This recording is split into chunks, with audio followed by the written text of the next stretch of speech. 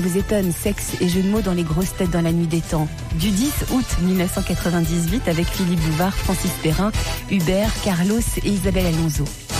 De Madame Chevalet, pourquoi Albert Einstein se promenait-il toujours tête nue sous la pluie? Parce qu'il pensait que ça faisait pousser les cheveux. Et vous voulez être le premier à savoir quand il pleut? Non. Il voulait savoir quand ça s'arrête. Bon, c'était un des hommes les plus intelligents qui ait jamais existé. Pour protéger son crâne. Et s'il avait décidé d'adopter ce comportement qui n'est pas le nôtre, c'est qu'il avait de bonnes raisons et des raisons... médicales. Parce qu'il pensait que l'eau de pluie rend intelligent. Ça irriguait. Pour ne pas avoir à saluer les gens avec son chapeau. Non. Parce qu'il pensait que la pluie avait quelque chose de positif? Non, pas du tout. Ça n'était pas lié aux vertus de la pluie, mais il avait fait une analyse du phénomène qui l'avait incité à sortir tête nue sous les précipitations. Ça a Parce fait qu'il pensait danger. que les chapeaux rendent chauves. Parce qu'il avait peur qu'un parapluie attire la foudre. Non. Mais c'est vrai que c'était par rapport à un chapeau. Il détestait les chapeaux. Il pensait que les chapeaux rendent chauves. Il pensait que ça vous rende bête? Non. Ça pouvait avoir une influence sur le cerveau? Ça enserrait le crâne et... Non. Non. Ça l'aidait dans sa réflexion. Il pensait que Et le martèlement de la pluie sur le crâne est bon pour la Non, Ça concentration. éveillait le... Non. La vertu bénéfique de la pluie n'était pas en Non, cause. c'est plutôt la vertu négative des chapeaux. Ouais, exactement. Donc le chapeau étouffe la boîte crânienne. Non, non. La non, sueur? Le chapeau chauffe le cerveau. Non. Parce que le chapeau fait tomber la pluie sur les épaules, alors que là, il l'avait directement sur la tête. Là, c'est pas bête. Si, Et ça, c'est très déjà bête. scientifique comme Ça, étude. c'est vachement bien. Ça, C'est le premier truc qu'il a trouvé. C'est le fils naturel d'Einstein qui vient de dire. Ça, c'est formidable ce que tu viens. Ah, ça lui faisait friser les cheveux. Non, c'est contre les chapeaux. C'était un sombre héros. Ah, fallait la faire. Ça le rafraîchissait. Il aimait pas avoir chaud à la tête avec les chapeaux, ça le rafraîchissait. Non, non, C'est pas une encore question une de fois, température. Ça lui c'est ventilait un les homme qui neurones. n'attend rien de la pluie. Il constate que s'il sort et qu'il pleut, il est préférable, selon sa logique à lui, de ne pas porter de chapeau. Si on n'a pas de chapeau, Mais est-ce on qu'il peut porte mettre un les mains dans les imperméable poches et on n'est pas obligé de saluer tout le monde. Non, ça on l'a déjà dit, et ça n'est pas en cause. Et encore une fois, qu'il ait un imperméable ou pas, n'a aucune importance. C'est le crâne. C'est le crâne. Chapeau ou pas chapeau. C'est bon pour la température. Parce qu'il avait un crâne. Non, la forme de son le crâne, non, c'est tout à Mais fait qui recueille normal. du pluie, tu veux dire en pot de fleurs inversée?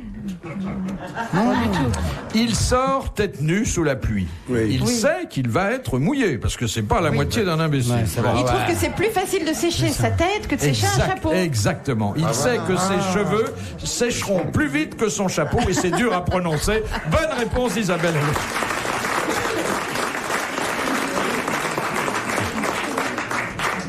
Ouais. Ah, bien, bien, bien. Bien, oui. Il y en a là-dessous. C'est vachement intéressant. C'est un crâneur. Hein. Cheveux, oui. Mon neveu. Question de monsieur Nicolas Jec de Reims. Quelle innovation fondamentale sur le plan du droit introduisit la loi Béranger qui a été votée le 26 mars 1891? Monsieur Béranger, tu nous embêtes, Monsieur Béranger. Alors ça, il y a une chanson qui, je crois, découle de cette fameuse loi, quelque part dans les Antilles. Non, non, absolument pas. Et d'ailleurs, tous ceux qui ont maille à partir avec la justice ont vu d'un très bon œil le vote de la loi Béranger. Les questions de C'est la mise à la mort. fin des mutilations. Non, La torture. non. L'incarcération. Non, la non. fin de la torture, c'est bien avant. Alors, cette loi a vraiment révolutionné les décisions de justice. Le sursis. Oui, exactement. La notion de sursis n'existait pas avant la loi Béranger. Bonne réponse d'Hubert.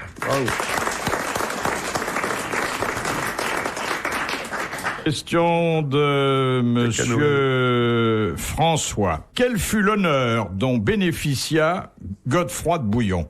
Honneur dont il est le seul à avoir bénéficié. Il a été C'est le seul. enterré à Jérusalem quelque part. Ah bah oui, quelque Ça, part, c'est mais... peu. C'est vachement bien. C'est le seul qui a été mis en potage. Il était vieux, Godefroy de Bouillon, on l'appelait mon potager. Oui, toutes les Alors, mémoires. attendez, laissez répondre culturellement Isabelle, qui est consternée et qui a raison. Ces honneurs, cet honneur-là, il l'a eu tout de suite après sa disparition. Donc il est enterré à Jérusalem, mais je sais pas où dans Jérusalem. Dans un sépulcre. Eh ben, on Voilà. sépulcre.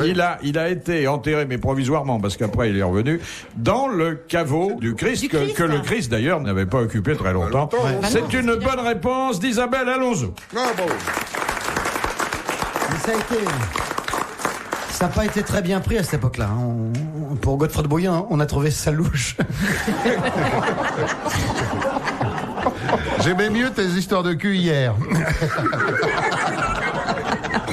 Pas lui, c'est la soupe. Alors on l'a pris en fourchette. Hein. Qu'est-ce que vous allez penser des hommes, Isabelle, après ça? Ce qu'elle pensait avant. Ça ne confirme ni n'infirme rien, n'est-ce pas? Moi, j'ai un peu honte pour notre sexe. Enfin, je veux dire, pas... Voilà la première Mais ne le montrez pas, Philippe, ne montrez pas. Parce que vous avez, Voilà un aveu qui restera dans l'histoire. Chacun sa misère. vous avez un sexe en commun? Il y en a un qui le prend le lundi, l'autre le mardi, du le leasing, mercredi. oui. Le vendredi, il le lave. Le week-end, ils s'en servent tous ensemble.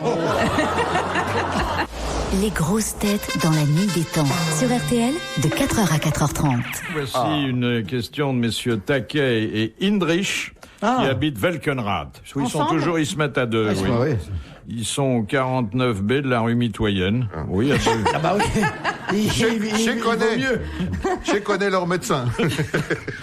Pourquoi le président américain Hoover fit-il éteindre toutes les lumières des États-Unis pendant 1 heure en 1931? C'était Pour renouveler la population. Il y avait un hommage. Un hommage. Voilà. À qui? En quelle année, pardon, excusez-moi, Philippe? 1931. Un économiste? Non. Un milliardaire? Non. Il y avait Fêter la fin de la crise, pardon. Non, c'était pour un... Un homme politique? Non. C'était un acteur, hein, je crois. Non, pas du tout. quelqu'un qui était mort ou La mort d'Edison ou d'un inventeur. La mort d'Edison, exactement. bravo. Bonne réponse d'Hubert. C'était lumineux. Question de Monsieur Moreau. Dans quel cas une personne peut-elle être inculpée de voie de fait avec arme sans avoir aucune arme dans les mains? Et à l'occasion de nombreux faits divers, cette situation s'observe souvent et elle finit parfois de façon dramatique. Alors, il faut d'abord définir quelle arme ça peut être. Ça peut être une voiture, un véhicule. C'est une voiture, exactement. Oui. Si au volant d'une voiture, c'est une arme par quelqu'un définition. fonce sur un agent de la force publique, eh bien, il est réputé Il y a des gens qui font ça? agir avec une arme. Bonne réponse d'Hubert. Bravo, Question de Monsieur Lavial. Que sont les phosphènes? PHOS, PHENES. Quelque chose qui brille dans le noir? Ça peut être ça, oui, effectivement. Les Oui. cellules qui réfléchissent la lumière dans le noir? Non. Et les C'est cioles. des animaux? Non, pas du tout. Non. C'est des phènes fabriqués à Taïwan, les fausses phènes. Non. Moi, je peux plus, parce que je peux même pas me concentrer sur les questions, moi, là. Oui, ça, C'est pas sûr. des vers luisants, des fois. Ça peut donner l'impression qu'il y a des vers luisants. Les Oui. coraux Oui. phosphorescents. Non. Ça existe. Non. Et je peux vous dire que c'est à la portée de tout le monde et que ça coûte pas cher et qu'on n'a pas besoin de voyager. Les allumettes. Non. Il y a du phosphore dans cette affaire. Non, il n'y a pas du phosphore, c'est... Il y a un phénomène luminescent. Voilà, exactement. C'est pas au-dessus des tombes, là, quand il y a des... Un feux phénomène follets, luminescent les feux sans follets. aucune source lumineuse. Ah, Donc Rien c'est à par voir. réflexion, Un alors. phénomène luminescent. Non, sans il n'y a pas de aucune réflexion. source. D'ailleurs, il y en a rarement chez vous. C'est les petits points qu'on voit dans les yeux quand on a l'attention. Exactement. Ah ben là, je peux te dire que t'es sur la réserve. Les phosphènes. Les phosphènes. Vous fermez les yeux et vous êtes dans l'obscurité totale, souvent, Ah, et les vous phosphènes. distinguez Oui, les petits points, ces oui. petites taches mouvantes, Ah, c'est multicolores. Bonne réponse de Carlos. Ah, c'est bien. Oh là là, moi, je vais... Eh oui. Ah, si je vais plus fermer les yeux... Faut le sans- savoir. c'est Ah, tout. non. Non, Question touche de pas. Madame Martineau. Qu'est-ce qu'une maladie iatrogène? C'est quand les gènes du père et de la mère sont incompatibles? Non, pas du tout. Et cette maladie, on l'observe assez souvent. C'est une maladie Il grave. dit ça d'un air tellement navré qu'on C'est croirait grave, qu'il a Philippe la maladie. Maladie C'est très viral. grave. On peut mourir d'une maladie iatrogène. Il faut d'ailleurs pas. faut Je pas sais faire- que vous ne ferez pas la confusion. Il ne faut mais- pas prendre une maladie Bah, des vessies pour des... iatrogène pour une maladie nosocomiale, car Non, il y a ah, une voilà. autre nuance. C'est ça. Jamais. Enfin, c'est ça où moi j'allais juste dire l'autre, moi. Ne serait-ce pas tout bonnement une maladie héréditaire? Non. C'est une maladie qu'on attrape dans des circonstances particulières. Oui. C'est une maladie transmise par les médecins. Oui. C'est une maladie transmise par le médecin ou par... Les infirmières. l'hôpital. les Non, infirmiers. non. Ah non, ça c'est nosocomial. Ah oui. Ou par le traitement du médecin. Voilà, c'est-à-dire Ah. que bon, qui découle d'un mauvais traitement, Ah, puis ou qui bien découle. le médecin n'était pas en bonne santé lui-même, Oh là là. et vous ressortez de son cabinet avec quelque chose que vous n'aviez pas en entrant. Bonne réponse d'Isabelle Alonso. Ah, dis donc. Puis les maladies nosocomiales, là, c'est en milieu hospitalier. Vous en avez, je crois, 1 million par an. Hein. Oui. Ouais, c'est beaucoup, hein, quand même. Question de Madame Poulet de Montureux. Où peut-on lire cette phrase? Confiez-moi vos naufrages, vos pauvres et tous les malchanceux qui aspirent à la liberté. Ils trouveront toujours près de moi un refuge. J'abriterai tous ceux que la tempête a lancés vers moi. Dans la Bible? Noé? Non, Au Mont de Piété. non.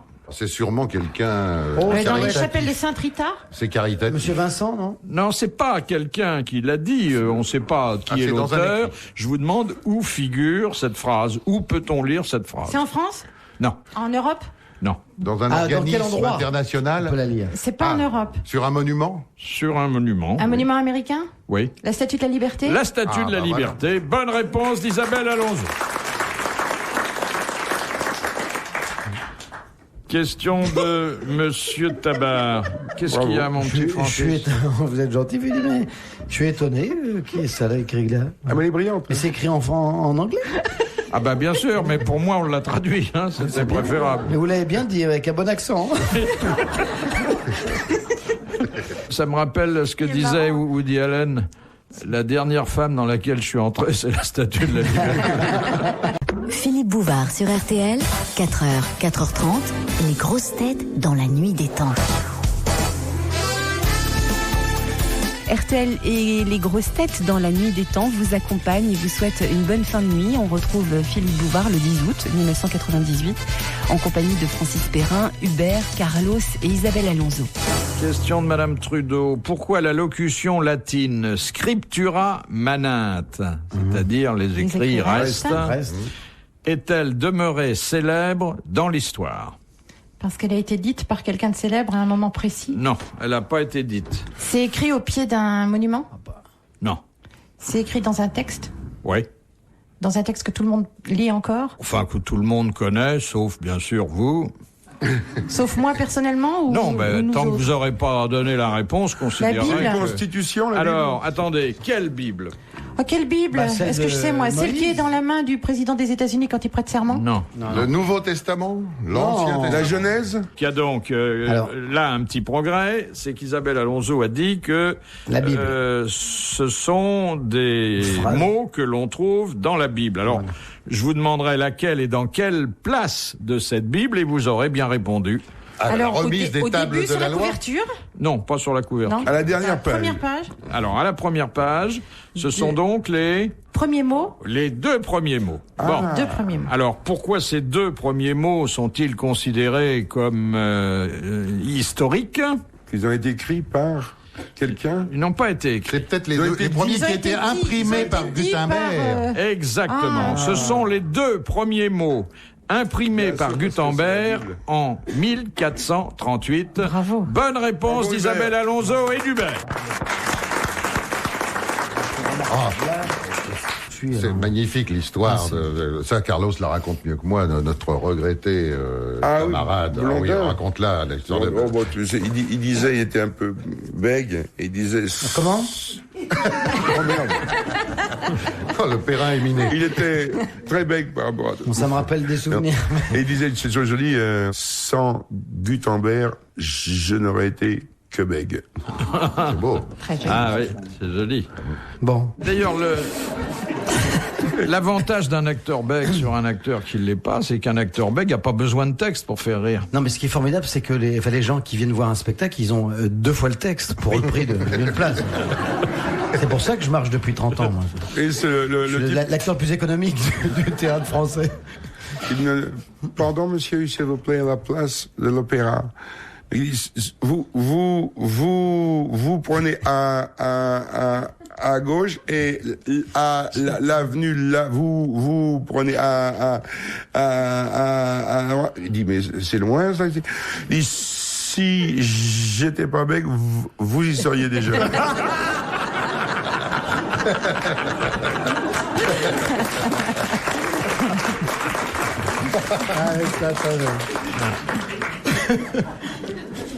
Je vous recommande la dernière citation parce qu'elle est capable de faire remonter, mais in extremis, le niveau de cette émission. Question de Madame Well, qui a dit « Le péché est né avant la vertu, comme le moteur est né avant le frein ». Ah bah ça c'est quelqu'un qui avait déjà une voiture.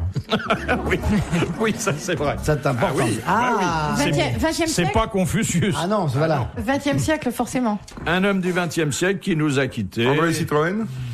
Non. Un authentique auteur. Irène Frein. En collaboration avec Pierre Freinet. Donc Charles Trenet. Et Sophie Desmarais. Il l'a fait. Alors, C'était quelqu'un d'un peu religieux non, pour pas faire du cette tout. Pourquoi vous dites religieux? Parce que les habits sacerdotaux, non?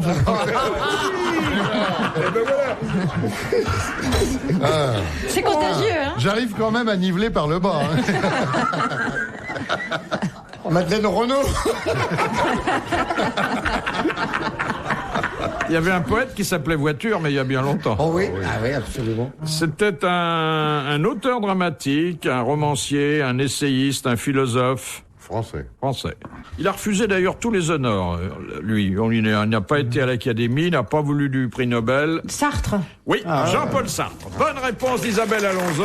Bravo, merci. Retrouvez les grosses têtes dans la nuit des temps sur RTL.fr.